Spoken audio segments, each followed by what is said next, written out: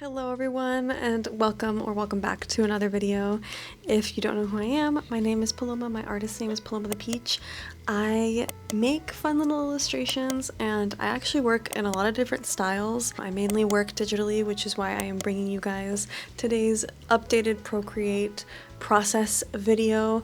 I have done, I think, 2 or 3 of these before this one, so you can kind of see my evolution and my progression over the last 4 to 5 years that I have been learning digital illustration. Now, this is not going to be a Procreate tutorial. I always like to disclaim that because I'm not going to be diving into every single feature that Procreate offers. I'm just going to be showing you guys what I use, how I use Procreate, the brush sets that I like, stuff like that. I work on an iPad. This is an iPad Pro 11-inch. This is the 2022 version, and I use my Apple Pencil 2, which is the one that's compatible with this iPad. Now, normally when I digitally draw, I like to use this guy, which I get a lot of questions about, but it is the Sketchboard Pro 2, and it's basically like a little table that you insert your iPad into, and it makes digitally drawing a little bit more ergonomic and comfortable. You can keep it like this, or you can use the little legs that are on the back to prop it up and angle your iPad a little bit better. Now, because of how I have to film today's video, I can't use it, as my iPad has to be completely flat on the table.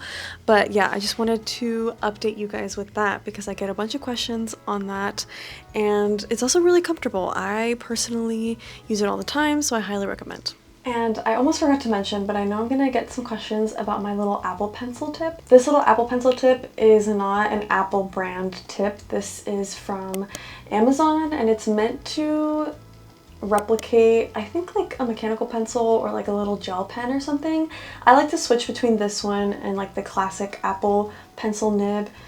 Sometimes I'm just feeling one, sometimes I'm feeling the other. I had the other one on for a while, so I switched back to this one, and I really love how it feels like I'm drawing with a mechanical pencil. And it also goes along really well with my paper-like screen protector, and it's basically a screen protector to make it feel like you're drawing on paper more rather than like a shiny screen. These screen protectors are kind of controversial, and some people really love them, some people really don't like them. I personally cannot draw on my iPad without one. I just need to have it. I need to have that extra grit. Some people feel like it wears down their pencil nib more. I personally have not run into that issue. I only really have to replace my pencil nib maybe max twice a year, maybe sometimes 3 if I've been drawing a lot. So here is my Procreate setup. It's kind of messy. I do try to keep it organized, but most of the time it's just like ideas everywhere and YouTube overlays everywhere. But here's my Procreate setup.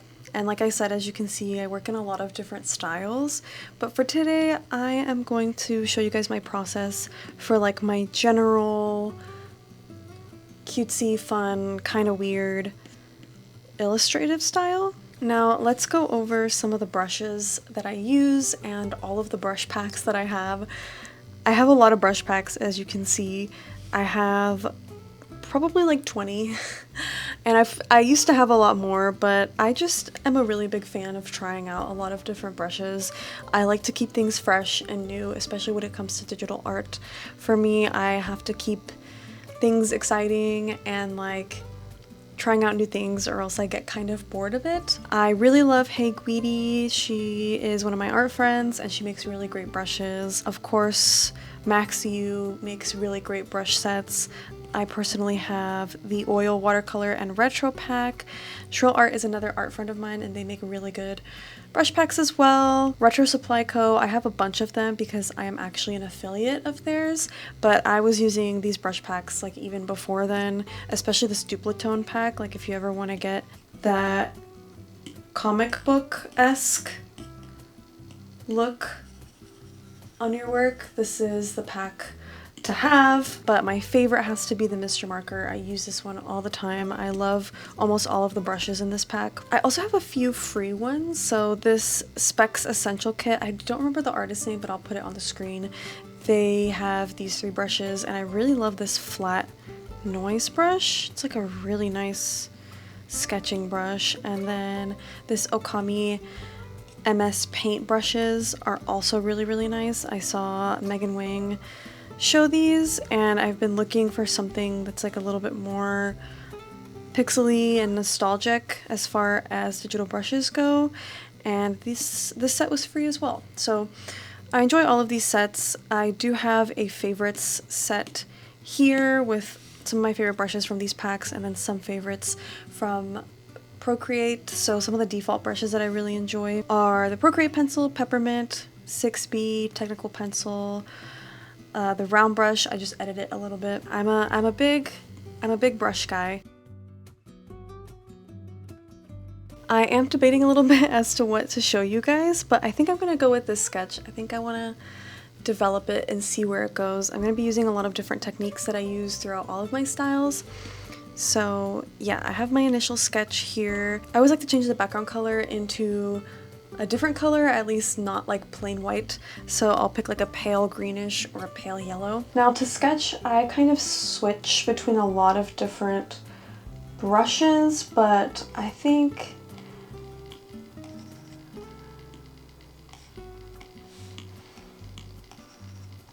for the most part, I pick a pretty opaque brush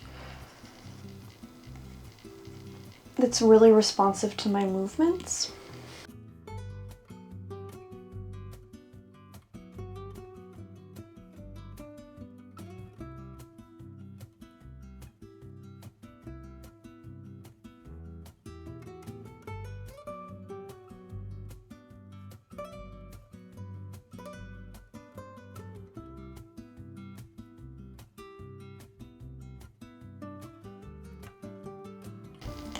Now for painting, I would say that I like to use marker brushes a lot, like this Retro Supply Classic marker. I really like this opaque marker from Shrill Art. I do also love a good watercolor or gouache wash, so like this one or this one. I also really love this watercolor ink brush from Guidi. So I think I'm gonna go with the classic marker. And I think this piece is gonna be partially line art, partially not line art.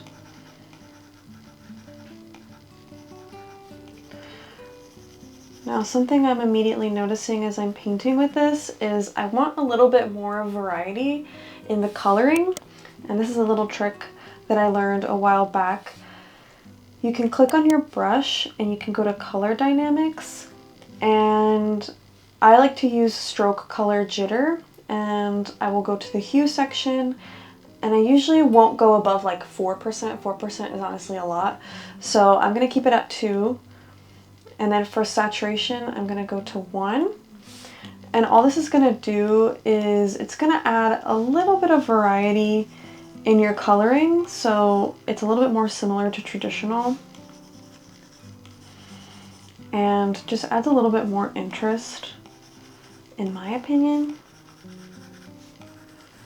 Instead of just coloring, for example, this skin color all the same throughout the entire face, it'll add a little bit of pizzazz.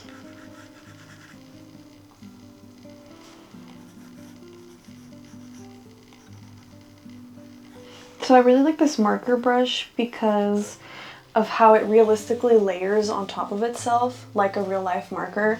That's something that I really enjoy in traditional work. So it's just something that translates into my digital process.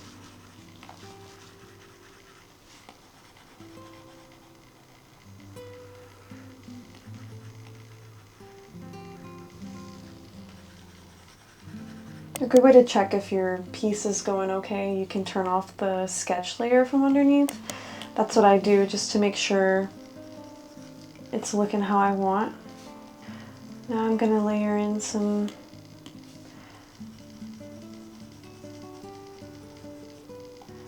red into the cheeks and other areas where the face might be a little bit pinker. And although this isn't like a realism piece, that's still something that informs my artwork and probably most artists' artwork.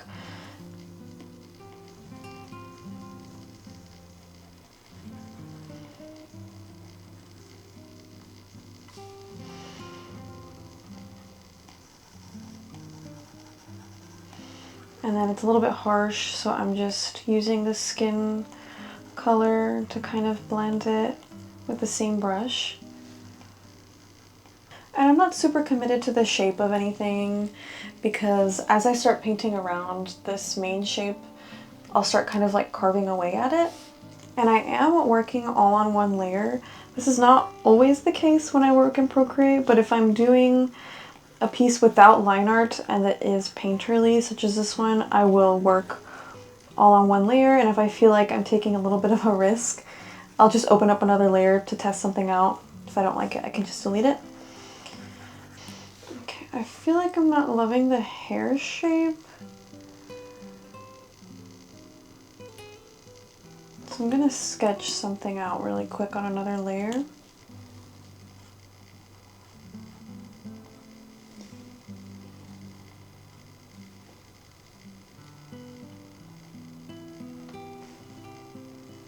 Whenever I make a correction in a sketch, I just use the same color and then turn down the opacity, but I still keep it darker than the original sketch just so I know that that's the shape that I actually meant. Just so I know that that's what I actually want instead of like the initial sketch. Sometimes I like to use brushes like this one, this flat brush marker, and it's basically just like, I have a lot of brushes that are very squared, such as this one, like the end is very squared. And I feel like whenever I use brushes like that, it keeps me kind of loose. And I think it's the same in traditional work as well. And because I know I'm going to want to layer on top of the hair with something else, I'm trying to just keep this initial part pretty loose.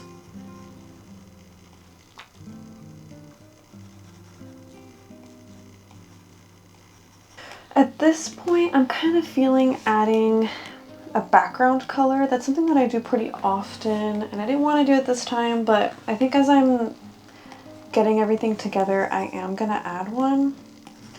And I'm just gonna use this watercolor wash brush and very generally just kind of like outline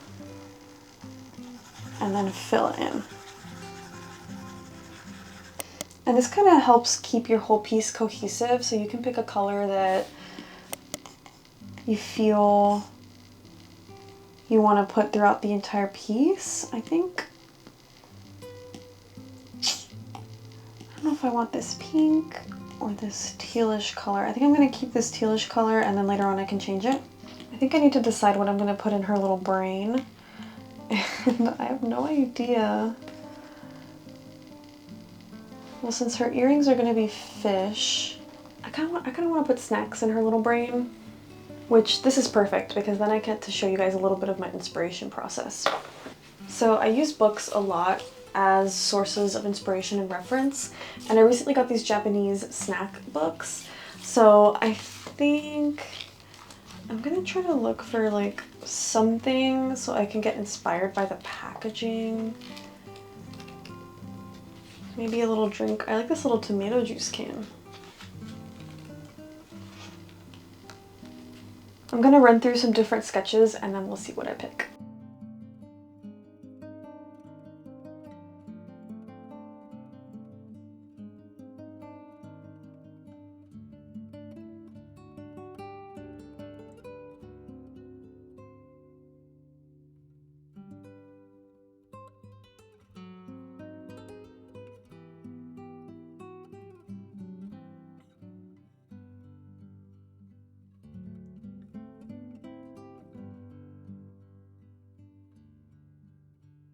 Okay, so I kind of got my sketch of the stuff that I want going on in her brain. And now that I have the sketch, I'm going to turn down the opacity again. And I'm just going to kind of start going crazy and start drawing in here. I'm going to be using the same brushes. I'm going to use the classic marker. I'm going to be using a lot of the bullet tip marker, the felt tip marker, just to get like smaller details and stuff. But yeah, I'm gonna go ahead and color in all of these guys.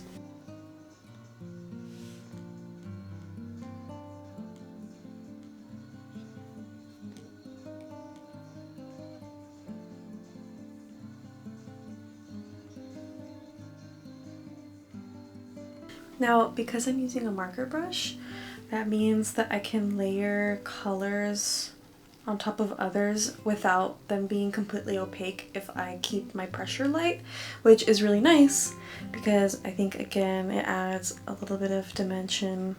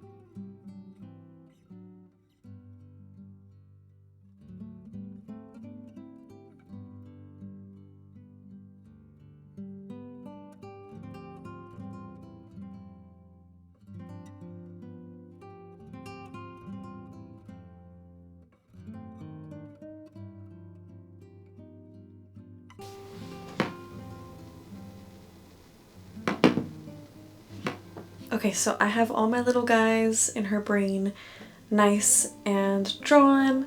As you guys saw, I used a lot of different techniques. I mostly used layering some brighter colors underneath and then going back over with the normal color. You can kind of see that here. And I did that with the bullet tip marker. And again, it's just like a nice way to make things feel a little bit more traditional, give it a little bit more pizzazz, and also just add in more color because I'm a big color guy.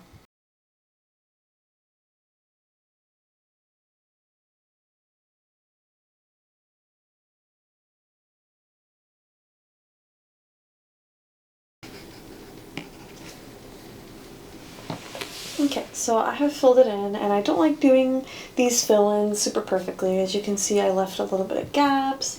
There's some edges showing on the side of these, and again, I think it adds more charm, more pizzazz. Though I don't think this is the color that I want to go for. I think...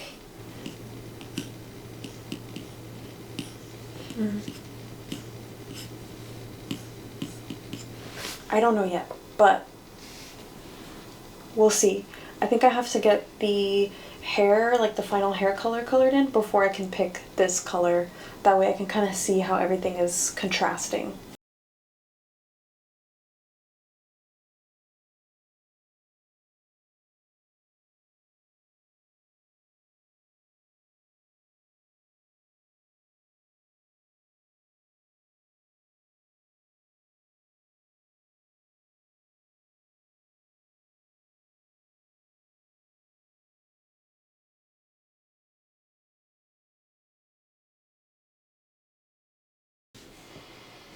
Man, did that improve after filling in the hair. And now I can mess around with the little brain color.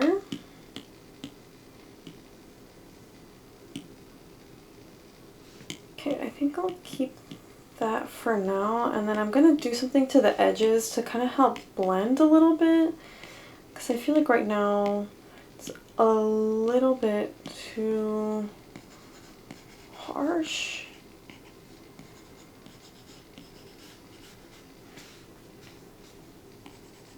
Okay, I'm gonna do a clipping mask for this, and if you don't know what a clipping mask is, I'm gonna show you. So this is where you open up a new layer above the layer that you want to work on, and you're gonna tap it and you're gonna put clipping mask, and all it does is, like, you can color and it'll keep all of the color within the form that is underneath it, which is pretty cool. So yeah, I'm just gonna clipping mask it, and I think it needs a little bit of like dimension, a little bit of warmth. So I'm adding in some watercolor wash in it, and then I'm gonna mess with the opacity.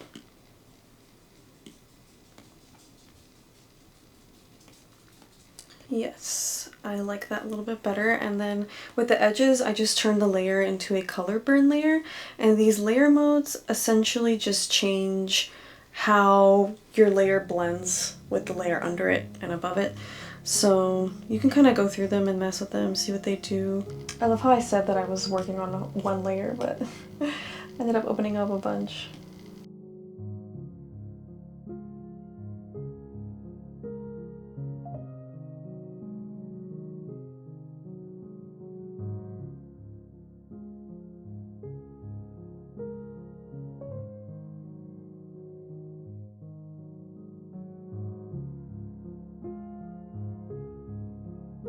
Also, I keep forgetting to explain the alpha lock, but if you don't know what alpha lock is you can just tap your layer and turn on alpha lock, and it just makes it easier to like change the color of something. So I'll put alpha lock, and then I'll pick this color, tap it, and put fill layer. So it's just nicer and faster overall to like change the color of something.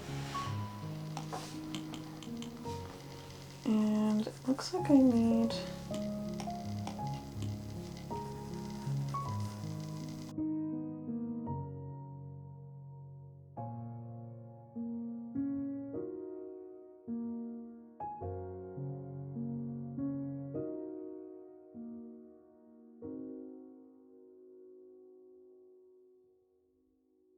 If you ever feel like your work is like not super centered, or you just don't like the canvas size, you can go to this little wrench tool, canvas, crop, and resize. And because I want to keep it square, I'm going to go to settings and click this little chain, and it's going to lock your ratio. And I'm just going to adjust it so that my subject can be right in the middle. Yay, canvas adjusted. And now I did add earrings in the sketch. Should I do them? Should I keep them? Might as well, right?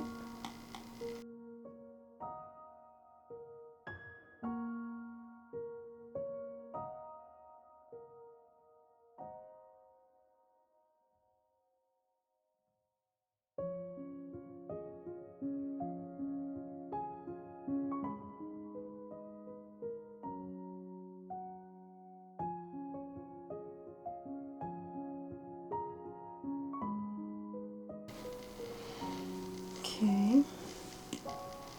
And in the back, because I made the hair a little bit darker, I'm gonna make the earring a little bit darker too, just so it doesn't stand out too much. And it goes with like the lighting, which the lighting in this drawing is not like super accurate or like reflective of the real world, but who cares? It's just an illustration. Let's see, I don't want too much contrast. I want to keep, I've been trying to keep most of the contrast and everything in the little brain, because that's where our eye goes first.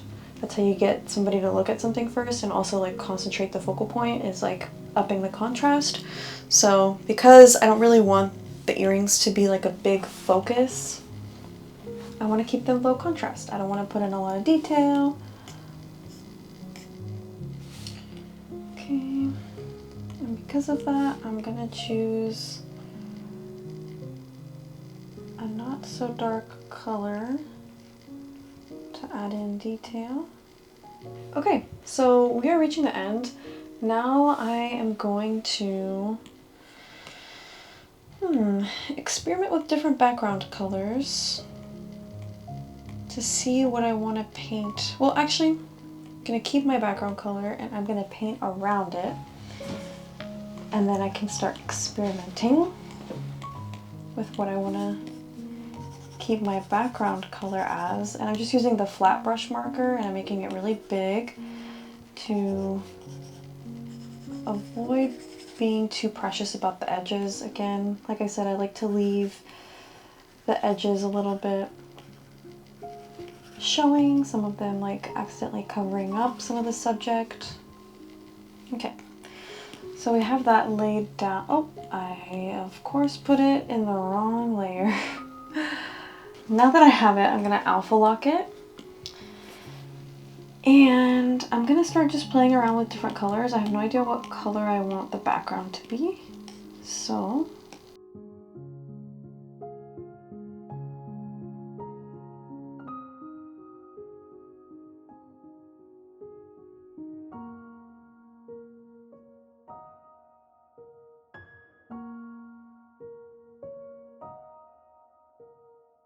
and now finally I'm gonna add some texture on top.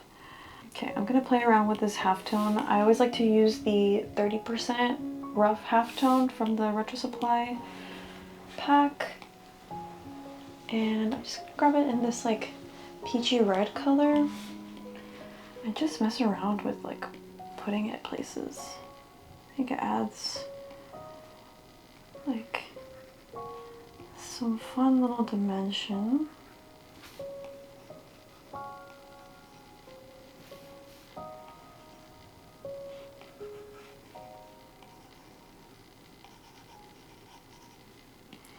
And then if I make the layer color burn, kind of adjusts to the color that's underneath it, and then I can turn down the opacity so it's not super in your face.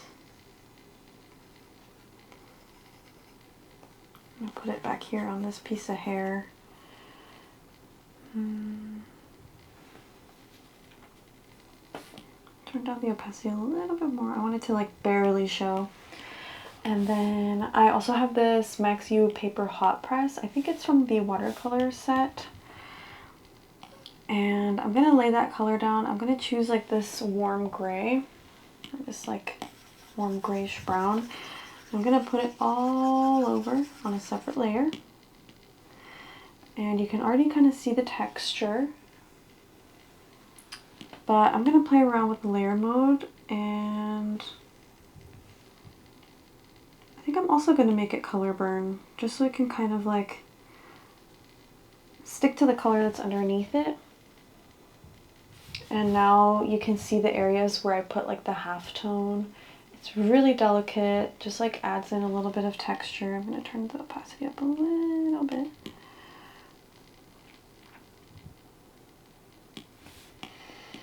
And right under that layer, I'm gonna add some final touches. So yeah, I hope you guys enjoyed. I am pretty happy with it, especially considering since I was like doing it at an angle. Let me know if you have questions. I can definitely try to answer them for you, and I will have all of the brush sets that I have used and my favorites linked down below. And if you enjoy videos like this, I actually do these monthly on my Patreon. They're not as like in-depth because I do them monthly, but I always do a digital drawing video once a month, and they can look very different. I just did one of a little paper cut artwork that I did, and I think for this month I'm gonna do a realism portrait. So yeah, you can check out my Patreon if you like videos like this, because I do them a bunch on there. But yeah, I will see you guys in the next one. So before closing out today's video, I wanted to talk about the sponsor, which is Squarespace. If you have been a longtime viewer, you know that Squarespace has been a supporter of this channel for many, many years. If you don't know what Squarespace is, it's an all-in-one platform where you can create your very own website. It is the platform that I have always used to run my website and my online art business.